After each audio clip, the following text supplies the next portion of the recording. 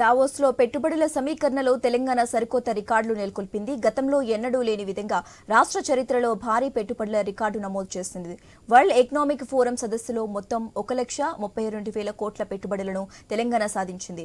గత ఏడాది దావోస్ పర్యటనలో రాష్ట్రానికి 40,232 కోట్ల పెట్టుబడులు వచ్చాయి. అప్పటితో పోలిస్తే ఈసారి మూడింతలకు మించిన పెట్టుబడులు రావడం విశేషం. దావోస్ వేదికపై ఈసారి తెలంగాణ రాష్ట్రం అందరి దృష్టిని ఆకర్షించింది.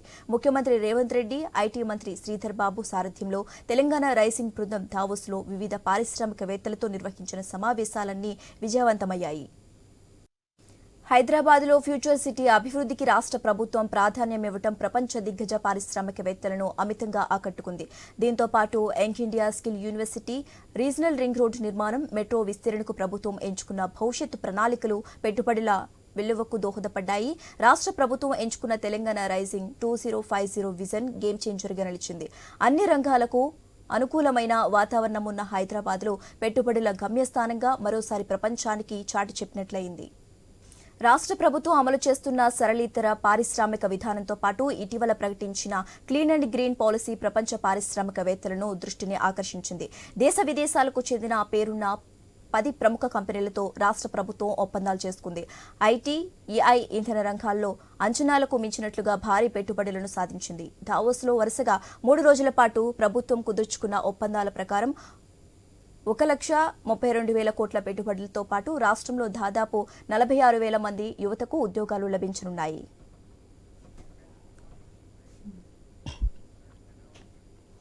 ఇక ఇదే అంశానికి సంబంధించి మోర్ అప్డేట్స్ మా ప్రతినిధి స్వామి లైవ్ ద్వారా అందిస్తారు. స్వామి,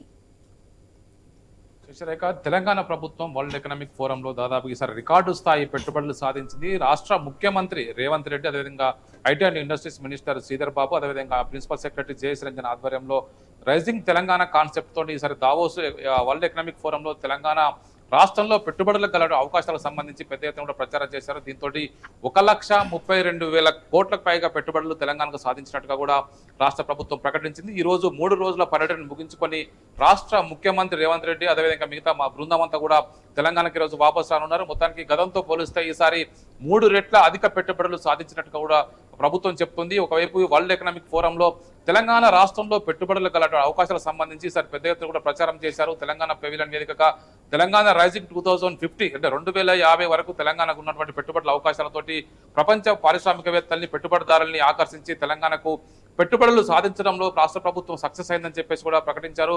ఒకవైపు పోయినసారి దాదాపు 40,000 కోట్ల పెట్టుబడులు సాధిస్తే ఈసారి 1,32,000 కోట్ల పెట్టుబడులు సాధించారు. దీంతో 46,000 మంది యువతకు ఉద్యోగ అవకాశాలు వస్తాయని చెప్పేసి కూడా ప్రభుత్వం ప్రకటించి దాదాపుగా 10 పెద్ద బడా సంస్థల నుంచి ఈ పెట్టుబడులు సాధించడంలో రాష్ట్ర ప్రభుత్వం సక్సెస్ అయింది. దాదాపుగా దావోస్ వెళ్ళినటువంటి తెలంగాణ రైజింగ్ బృందం, ముఖ్యమంత్రి రేవంత్ రెడ్డి సారథ్యంలో వెళ్ళినటువంటి బృందం ఈ పెట్టుబడులు రాబట్టడంలో సక్సెస్ అని చెప్పుకోవచ్చు. ఒకవైపు యూనిలివర్ కావచ్చు, మెగా ప్రాజెక్ట్స్ కావచ్చు, ఇదే విధంగా ఇటు అమెజాన్, విప్రో, అదేవిధంగా జేఎస్డబ్ల్యూ, వివిధ అనేక రకాల సంస్థలన్నీ కూడా పెట్టుబడులు పెట్టడానికి తెలంగాణలో ముందుకు వచ్చాయి.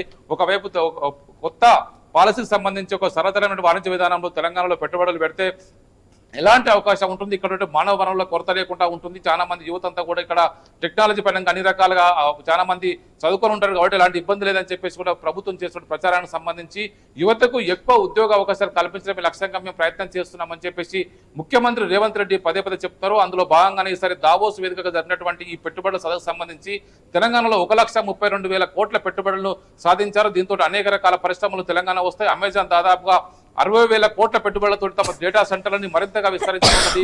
మొత్తం ప్రపంచవ్యాప్తంగా అమెజాన్ హైదరాబాద్ కేంద్రంగా డేటా సెంటర్లను విస్తరించడంలో పెద్ద ఎత్తున పెట్టుబడులు పెడుతుంది. అమెజాన్ తో పాటు విప్రో కూడా మరిన్ని పెట్టుబడులు పెట్టి కొత్త క్యాంపస్ నిర్మాణం చేయబోతుంది. మరోవైపు ఇన్ఫోసిస్ కూడా పోచారంలో 750 కోట్లు పెట్టి ఒక దశల వారీగా మరో 17,000 మందికి ఉపాధి కల్పించడం కోసం మరిన్ని పెట్టుబడులు పెట్టడం కోసం ముందుకు వచ్చింది. అదే గ్రీన్ ఎనర్జీ విభాగంలో ఇటు మరోవైపు మెగా ప్రాజెక్ట్స్ కూడా తెలంగాణలో మరిన్ని ప్రాజెక్టులు నిర్మించడం కోసం ప్రభుత్వంతో ఒప్పందం చేసుకుంది. అదేవిధంగా మరోవైపు యూనిలివర్ సంస్థ కూడా కన్స్యూమర్ ప్రొడక్ట్స్ లో అగ్రగామిగా ఉన్నటువంటి యూనిలివర్ సంస్థ కూడా తెలంగాణలో పామాయిల్ యూనిట్స్ కావచ్చు, బాటిల్ నెక్ సంబంధించి బాటిల్ క్యాప్స్ ఇండస్ట్రీస్ కోసం దీనికి సంబంధించి ముందుకొచ్చింది. అదేవిధంగా జేఎస్డబ్ల్యూ కంపెనీ కూడా తెలంగాణలో మరిన్ని పెట్టుబడులు పెట్టడం కోసం దావోస్ వేదికగా ఒప్పందాలు చేసుకుంది. దాదాపుగా 10 పెద్ద సంస్థలన్నీ కూడా ఈ దావోస్ వేదికగా ముఖ్యమంత్రి అదేవిధంగా ఐటీ అండ్ ఇండస్ట్రీస్ మినిస్టర్ ఒకవైపు శ్రీధర్ బాబు సారథ్యంలో ఈ పెట్టుబడులకు సంబంధించి ఒకవైపు ఒప్పందాలు జరిగాయి. మరోవైపు ఐటీ సెక్రటరీ ఉన్న ప్రిన్సిపల్ సెక్రటరీ ఉన్నటువంటి జేఎస్ రంజన్ తన అనుభవాన్ని రంగరించి ఈసారి పెట్టుబడులు సాధించడంలో ఆయన కూడా మరింత కృషి చేశారని మనం చెప్పుకోవచ్చు.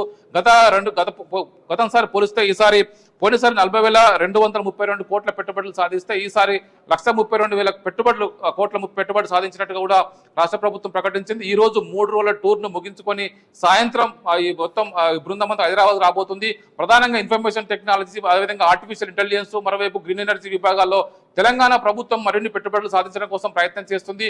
కొత్తగా వస్తున్నటువంటి రీజనల్ రింగ్ రోడ్ కావచ్చు, అదేవిధంగా కొత్తగా వస్తున్నటువంటి ఫ్యూచర్ సిటీకి సంబంధించిన అవకాశాలు ఏ విధంగా ఉంటాయి, మరోవైపు స్కిల్ యూనివర్సిటీ కావచ్చు, స్పోర్ట్స్ యూనివర్సిటీ కావచ్చు, అనేక రకాల కొత్త పెట్టుబడులతోటి తెలంగాణ ప్రభుత్వం పెట్టుబడిదారులకు సరికొత్త గమ్యస్థానాన్ని చూపించడం కోసం ఈ దావోస్ వేదికగా తన ప్రణాళికని ఒకవైపు గట్టిగానే ప్రచారం చేసిందని మనం చెప్పుకోవచ్చు.